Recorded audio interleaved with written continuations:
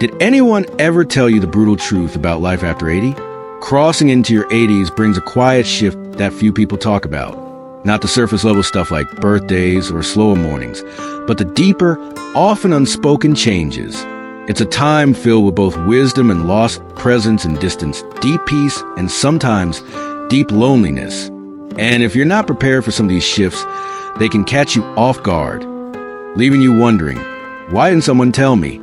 In this video, we're walking through 5 brutal realities of life after 80. Not to scare you, not to depress you, but to offer clarity. Because when you see these things coming, you're no longer at their mercy. You can prepare. You can meet them with strength instead of surprise. We'll talk about the shrinking circles of friendship, the body that doesn't bounce back, the creeping dependence, the quiet way society starts to overlook you, and that strange ache when old regrets meet too much time and too little purpose. Some of these truths may feel heavy, but they open the door to something powerful. Acceptance, resilience, and a chance to shape the final stretch of life with dignity. Let's talk about what really happens after 80 and how you can walk through with open eyes, steady hands, and your head held high. 1. A social circle that quietly disappears. One of the first realities that hits after 80 isn't physical. It's relational. The people who once filled your world begin to fade, often without warning. Friends pass. Neighbors move. Siblings grow quiet. Even those who once called every week start calling every few months. It's not personal. It's just time. But it leaves a space that can feel hollow. No matter how strong or independent you are, one day you realize the phone doesn't ring like it used to. Invitations slow down. Family visits grow shorter. People still love you, but they're busy, distracted, or dealing with their own aging. And slowly, the everyday interactions that once filled your life with laughter and voices thin out. In your 60s and 70s, most people are still around. But after 80, there's a quiet shift. You begin to outlive people. You begin to outpace conversations. And it's so subtle, you might not even notice at first. I knew a man named Walter, 84. He went to the same coffee shop every morning. The staff knew his order. His friends met him there, without texting first. It was routine. But over time, those friends stopped coming. Some passed. Some just stopped driving. One day, Walter told me, "It's strange to walk into a place where everyone used to know your name, and now you're just a man in the corner booth."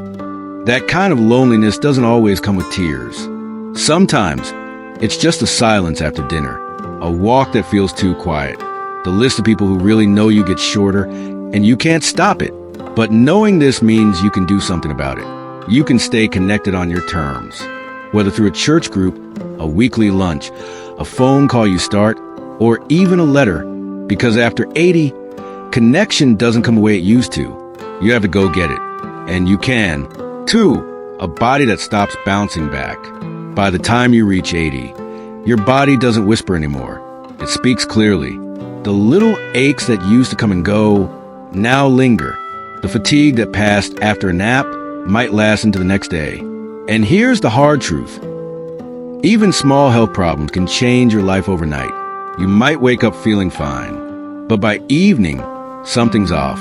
Dizziness, a cough, a sore leg, and suddenly, you're sitting in a waiting room hearing words like monitoring or possible admission. What used to go away with rest now demands attention. And sometimes, there's no going back to how things were before. The hardest part isn't just the pain. It's the unpredictability. You can eat well, move, sleep, and still feel like your body is one step ahead of you, making decisions you didn't agree to. A small misstep on the stairs can lead to weeks of recovery. A minor cold can last far longer than it used to. I once met a woman named Gloria, 81. Sharp, active, independent. She loved gardening and walking her neighborhood. But after a minor fall while trimming a rose bush, everything changed. It wasn't the injury, she said. It was the aftermath. Weeks of rest turned into months of weakness. Her confidence slipped. "I thought I was just taking a break," she told me. But my body treated it like a full stop. That's what no one tells you. Rest after 80 isn't always restorative. It can become decline. And sometimes, even if you're careful, your body slows anyway. But knowing this gives you power. You start honoring your energy. You pace yourself, not from fear, but from respect for what your body's carried you through. Health becomes a practice, not a promise. And even if the balance is gone, your footing becomes steadier. You walk slower, but more aware. You rest longer, but more intentionally. Even a slower body can carry a strong spirit. 3. A growing need for help. No matter how independent you are, one of the hardest shifts after 80 is needing help for things you once did without thinking. It doesn't happen all at once. It creeps in. One day you're avoiding the high shelves, holding the railing a bit tighter, hesitating before driving in the rain. Even though part you feels capable, another part knows things aren't as easy anymore. What makes this hard isn't just physical. It's emotional. If you spend a lifetime caring for others, the idea of needing help can feel uncomfortable, even shameful. You may feel like a burden. You may hide it, skipping the grocery trip, not telling your kids you tripped, fixing the light bulb, even though your shoulder's been hurting. But here's the truth. Independence at 80 looks different than it did at 60. It's not doing everything alone. It's knowing when to ask for help and being brave enough to accept it. I knew a man named Eugene, 85, proud, tough. He had built his own shed by hand. One winter, he slipped on the icy driveway. No injuries, just bruised pride. He didn't tell anyone, but his daughter noticed.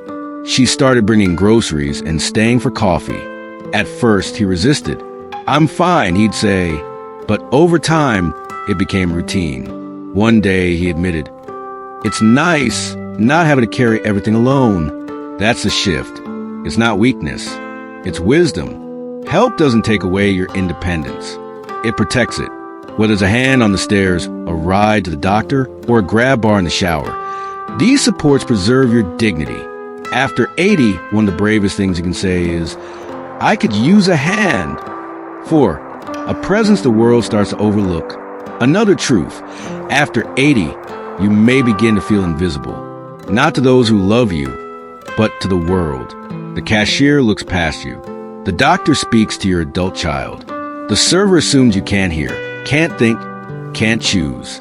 At first, it's small. Then it becomes frequent. And even if you brush it off, it lands somewhere deep. Because no matter how old we are, we want to be seen. You've lived. You've raised families. Weathered storms. Made decisions. And now, suddenly you feel dismissed. Not out of cruelty, but out of ignorance. We live in a world that moves fast. A world that forgets the strength it took to reach this age. Unless you speak up, you risk shrinking. Not because you've lost your voice, but because others stop listening. I knew a woman named Irene, 86. She volunteered at a museum. A visitor once asked a question about a decade of history she had lived through, but the staff answered, not her. When I asked how she felt, she just smiled and said, "I'm used to it." But there was sadness in that smile. The sadness of someone being seen as furniture instead of fire. But you are not furniture. You are still here, still thinking, still contributing. So speak. Ask questions. Offer your thoughts. Vote. Tell your stories, even if no one asks. Every time you claim your space, you remind the world and yourself that you are not done yet. 5. A sense of regret. As life slows, the calendar empties, and with that comes space.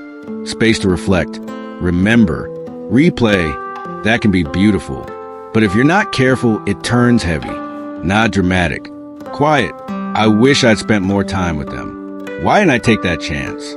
It's a quiet ache that comes when you have time, but not always the energy or freedom to do what you once postponed.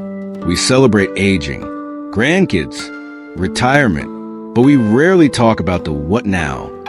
I knew a man named Stanley, 88, a teacher for 40 years. After retirement, he felt proud, but also hollow. "No one needs me anymore," he once said. But that wasn't true.